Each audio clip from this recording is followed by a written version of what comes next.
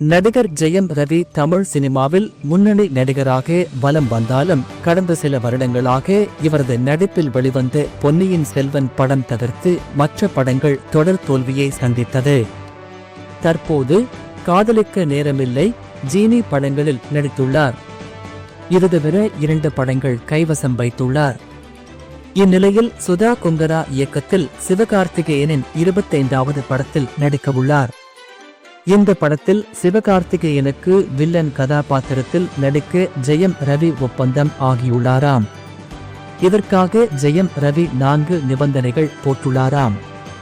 இது குறித்து நமக்கு கிடைத்த தகவலின்படி, இந்த படத்திற்கு நான் கேட்கும் தொகையை சம்பளமாக தர வேண்டும்.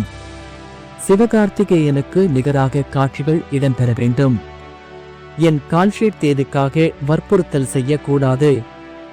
இப்படத்தின் விளம்பரம் மற்றும் புரமோஷனில் சிவகார்த்திகேயனுக்கு நிகரான முக்கியத்துவம் தர வேண்டும் என 4 நிபந்தனைகள் முன்வைத்துள்ளார் ஜெயம் ரவி.